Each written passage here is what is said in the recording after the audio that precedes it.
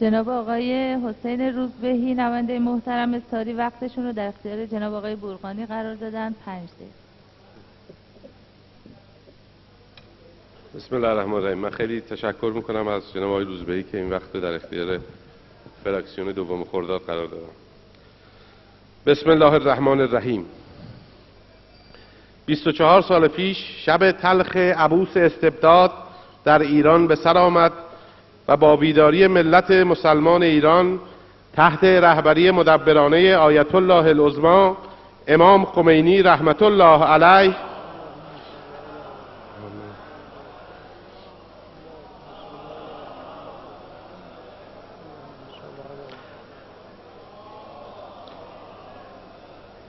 صبح صادق پیروزی طلوع کرد.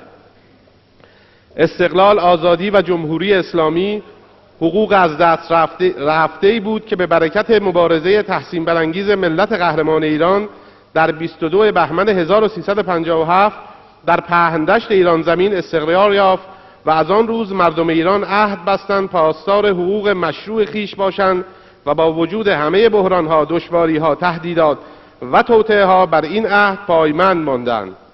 بر ماست که در آستانه سالروز پیروزی انقلاب اسلامی با تبریک این پیروزی بزرگ به مردم قدرشناس و غیور ایران درود و سلام خود را نثار ایشان کنیم که با ایثار و بذل جان و مال استوار و آگاه و هوشیار بر عهد خویش وفا کردند.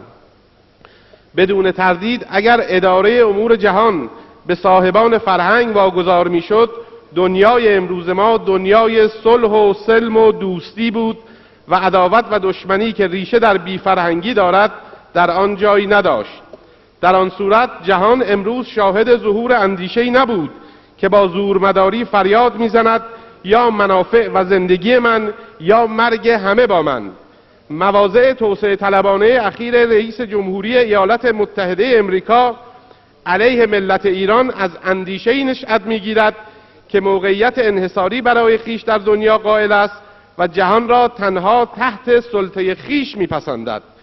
این در حالی است که اوراق سیاه عملکرد دولت امریکا از جنگ دوم جهانی تا کنون در عرصه سیاست خارجی این کشور به حدی از فراوانی رسیده است که گهگاه برخی از سیاستمداران آن کشور را به اقرار به اشتباهات و محاسبات غلط و ناسباب واشنگتن وادار می‌کند. اظهارات و مواضع تازه رئیس جمهوری امریکا علیه جمهوری اسلامی ایران نیز افزودن برگ سیاه دیگری به دفتر پرغلط سیاست خارجی امریکاست. ملت صاحب تمدن و دلاور ایران در طول تاریخ پرفراز و نشیب خود اثبات کرده است که تهاجم هیچ بیگانه ای را بر نمیتابد و اجازه توفیق و سلطه قدرت‌های خارجی و نظامی را در صحنه ایران به احدی نمیدهد.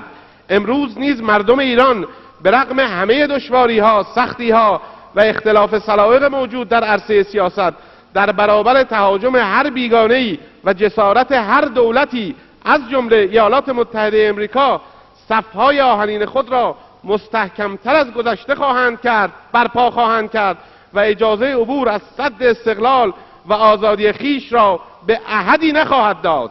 دلبستن به ایجاد شکاف و اختلاف در جامعه پرنشاط، پویا و متنوع ایران و سوء استفاده از آن خیال خامی بیش برای شرارت طلبان نخواهد بود.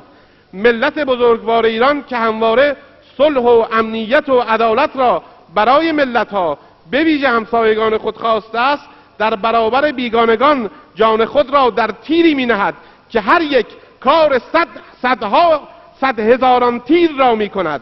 ما نمایندگان مجلس شورای اسلامی متحد و یک صدا در دفاع از حریم استقلال و آزادی ملک و ملت ایران ایستاده ایم و اعلام می‌کنیم که مواضع تازه رئیس جمهوری امریکا که فشار حامیان رژیم صهیونیستی در پشت آن نمایان است، تهدیدی علیه صلح و امنیت جهانی است و ضروری است همه ملت‌های حق طلب و آزاد جهان در برابر این آتش افروزی و بیخردی بایستند و اجازه ندهند این اندیشه ناصواب بر جهان غالب شود که زور و تهدید و ثروت حاکم اصلی بر دنیاست و اندیشه جنگ طلبانه را در دنیایی که بیش از هر چیز به صلح و دوستی و مدارا محتاج است طرد کنند. متاع پیشبرد سیاست‌های توسعه طلبانه در پوشش مبارزه با تروریسم و مقابله با تولید سلاح‌های کشتار جمعی در جهان آگاه امروز بازار و خریداری ندارد و دنیا امروز دریافته است که قدرتمند واقعی کسی است که خردمندانه گام بردارد، از شنبه استنباط صحیح مسائل بهره مند باشد، حقوق مردمان را محترم شمارد، جنگ افروزی را به کناری نهد و خیر و سعادت همگان را خواستار باشد. کثرت جنگ افزار و سلاح، درشتگویی و تهدید، چشم فرو بستن بر جنایات رژیم‌های نژاد پرست و اعمال فشار علیه ملت‌های صاحب استقلال قدرت واقعی نیست. قدرت واقعی از آن ملتی است که صاحب سرمایه‌های معنوی و فرهنگی، ایمان و عقیده الهی، تمدنی کهن، اراده استوار و روحی تسخیرناپذیر باشد و ملت ایران در میان ملل جهان در صفوف مقدم این عرصه قرار دارد. ما ایستاده ایم. فراکسیون دوم خرداد. بسم الله الرحمن الرحیم. با تشکر و تقدیر از همه ناطقین قبل از دستور در رابطه با